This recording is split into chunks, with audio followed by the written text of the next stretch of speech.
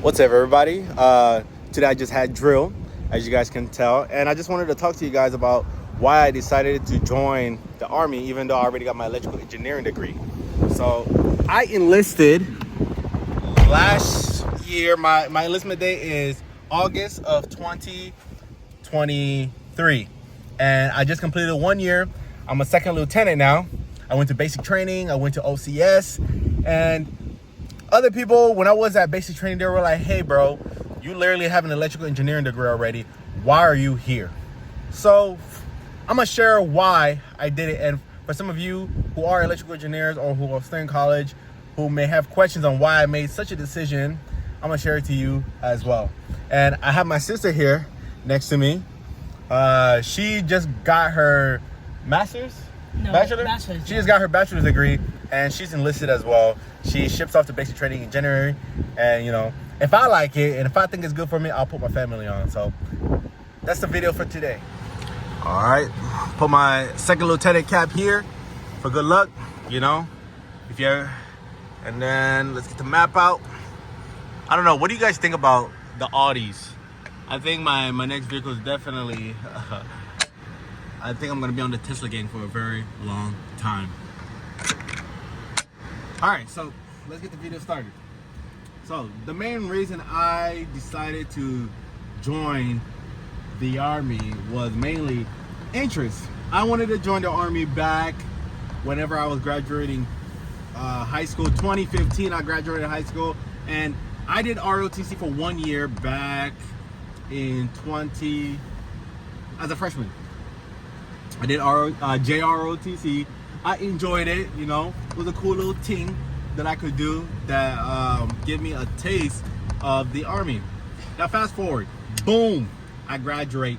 My little brother goes into the Army National Guard, and he's a software engineer. And seeing how he joined, how it affected his life, it affected his career choices, and just how people treat him in general, I was like, hey, maybe this isn't a bad gig. So I got my electrical. If you saw my previous video, if you haven't, just go check out my channel that I recommended people why they should become electrical engineers. So I got my electrical engineering degree, and in December of 2022. Immediately after, about a month and a half, I got hired at my first company that I started to work at. Everything is good. There's nothing I don't like about the company.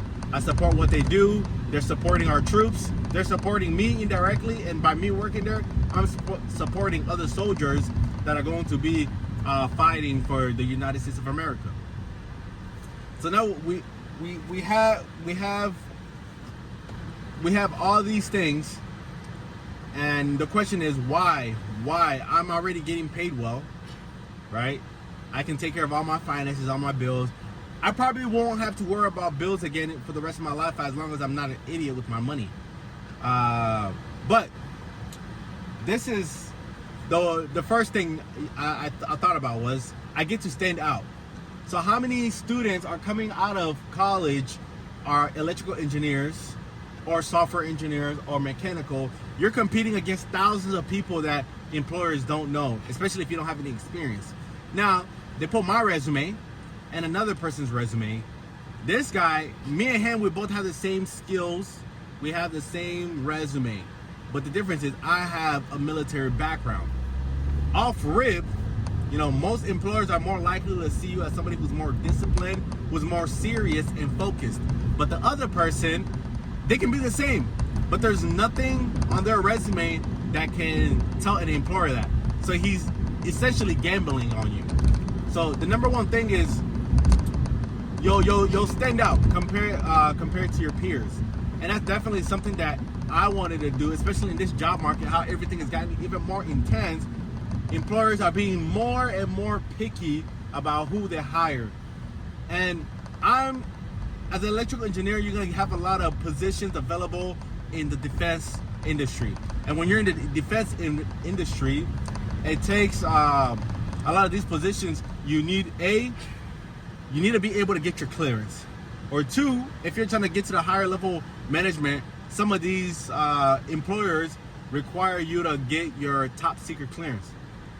Now you may be wondering, why am I bringing this up? So in the Army, anybody who joins the Army, you qualify for your top secret clearance. Not top secret, you qualify for your regular clearance. Now there's certain MOSs that can give you top secret clearance. Your employer, I'm not sure what the cost is for different companies, but most companies are paying from like $10,000 to $25,000 for a regular clearance. Especially those big companies have their discount that they get, so they're paying $25,000. But I know there's companies that don't have those deals who may be paying $60,000 for your clearance investigation. So that's step one. You get your clearance. Now companies don't have to pay the extra funding for you to get your clearance. Now if you choose an MOS that gives you a top secret clearance, then you're in a whole different ball game, because the top secret clearance goes more in depth.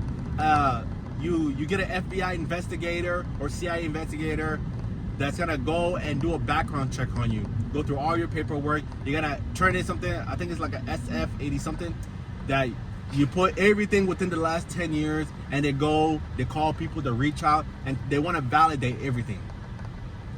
Me as a new electrical engineer into the industry, I know it's gonna take some time, and it's gonna take some time from you working on various projects to earn trust for your company to trust you with certain things.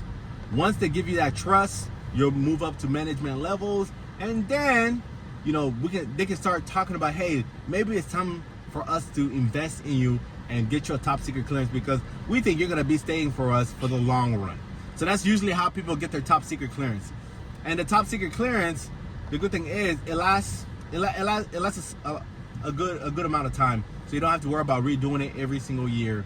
I'm not too sure if it's 10 years for the top secret or 5 years, but it's one or the other. So if you have a regular clearance, you're gonna have to revalidate it after a certain amount of years, as well as top secret clearance.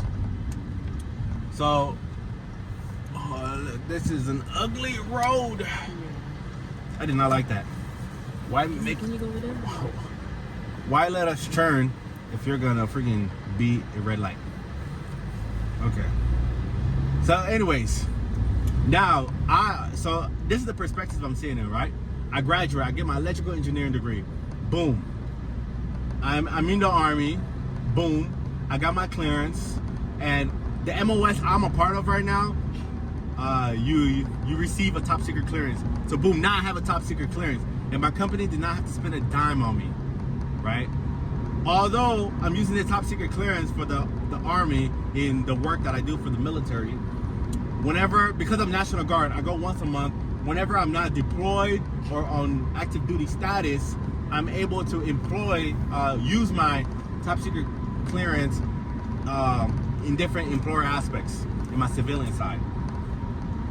So that's the main thing. That's the first thing. Your clearances, it makes you more valuable to companies because they don't have to pay for your clearance. Now, so the second thing, college. I graduated college with a little over $20,000, and I know that if I join the Army, they're going to cover my tuition. For the state of Texas, they give you up to $50,000 of student loan repayment. So the way it works is any loan that you collected of student loan that isn't private and it's federal, they will cover it. And all the student loans that I received were all federal student loans. So essentially the Army National Guard is gonna cover all of my costs. But the only downside is they don't start paying your college until after 1 year of you being in service, and then they're gonna sign off for that 20,000, whatever number it was. And you're still paying for it for that final year before the Army kicks in. And then the Army pays it in percentages. So it's like 15% every year, because if you decide to leave the Army or you get kicked out for something, they didn't pay off your student loans.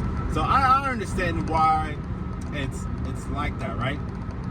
So the second thing is they paid my student loans. A lot of people coming out of college, if you weren't well off, if you were a 4.0 student getting all your school paid for, you're gonna come out with student loans, especially for electrical engineering degree, right? If you go to a big school, you're gonna come up with some type of student loans that, although we make a lot of money, we can pay it off. But honestly, if I don't have to pay them $20,000, I don't want to pay them. So why? You know, it's a benefit. I come out of college and I'm not in the negative.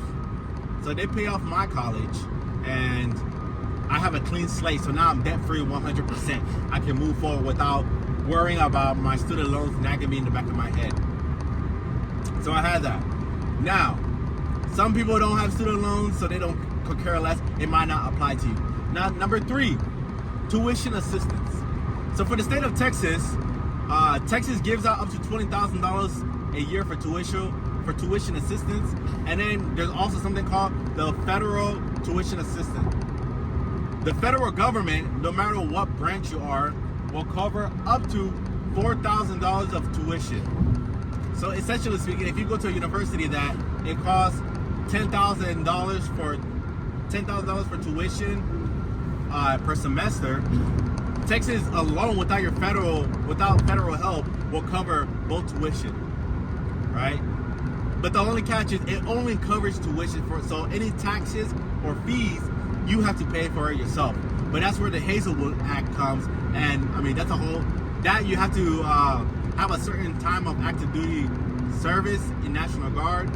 I think it's like 90 days or something, and then you get the Hazelwood, which covers all the taxes.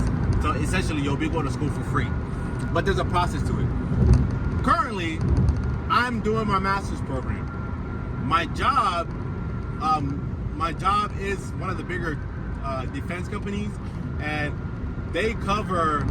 There's universities that are connected with the company that you can get tuition assistance. So you go to college, you pay for the class, you pass it with a B or a higher, and you get refunded that money. The Army pays for it up front, so you don't have to worry about getting a loan and collecting the 6 months of interest, submitting the report, and your job covers your tuition, but the Army will pay for it before you even collect any interest. So that's the difference. And not only that, the amount of universities that my company offers tuition assistance is very limited to the universities around the company. And there's certain degrees that those schools don't have that I want, and some of those aren't online. And me being in the Army, I need something that's fully online. And I'm currently doing a master's in artificial intelligence, and the reason why I'm doing that is because, if you guys haven't seen the market right now and the news, you definitely want to be ahead of the tech that's coming out. I definitely don't want to be caught by surprise 5 years down the line because I'm lacking some information and knowledge that I should have been already adequate on.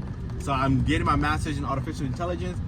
I already have my electrical engineering degree, so if I needed to do other research or research projects, I have the skills needed to provide that. But what I don't have is the programming skills, the artificial intelligence skills that I can use for the future when it comes. In electrical engineering degree, you do a lot of MATLAB. You might work with some Python if you take the electives, but it's not computer science heavy. And I personally want to be on par with people on the computer science side. So if I'm ever a project manager or I get certain management positions, I'm able to look over the people who are under me and properly evaluate certain moves we can do for our project to be successful. So tuition assistance is the third thing. Okay. So now, besides all the other benefits, the Army, being in the Army, National Guard, you get a lot of cuts when it comes to car insurance. My car insurance for this Audi, when I was paying $300 a month for my car insurance. After the military discount with USAA, it's $150 a month. That's almost a 50% cut. I don't know if that 50% is also attributed to my age, being over that threshold that I originally, because I think you have to be over 26 or 27 or something like that, and then it decreases drastically. And also, I haven't gotten in any car accidents since I was like 20. So maybe that also influenced. But $300 to $150, I'll take that. My Wi-Fi at home, I was supposed to pay like $115 a month, but now I pay $65. My cell phone went down. So all these costs that I should have paid full price for certain things are all coming down. I don't know everything off the top of my head, but I bet you, best bet, anything that I have or any payments that I do, I made sure to check if there was any military discount. So I'm pretty much like saving 10% off of whatever I would have paid in total at the end of the year for all these services. So you have all those discounts as the fourth thing. And finally, I want to serve, right? I've always wanted to serve in the military. There's not a lot of people who want to serve. A lot of people are afraid of dying or whatever it may be that drives their fear, which is understandable. We live in a time where people are scared to join the army. But also, you got to remember, joining the army today puts you in the safest army that the U.S. has ever had in history. Literally, everybody's afraid of us. So if you join the army today, there's a high likelihood that you will be in a much better position than anybody in the history of the United States. So that's something to think about if that's something that fears you, something you're scared of. And last and finally is I want to set my family, for good, right? Coming from a different country, your parents come over here, they work hard. They put you in positions where you can be successful. So I went to school, I graduated, got my degree. Now, as I got my degree, I started learning different things, whether it be money related, even joining the army, like all these information that I didn't have. Now I'm learning. Now I'm learning that there's more benefits that the army offers so that your children don't have to pay for school. So all these things, not that I'm taking it into account. I'm 28. I'm not married yet, but once I get married, I have kids. I would already have taken care of the hard stuff. So now the kids can just be popping out and I can take care of business.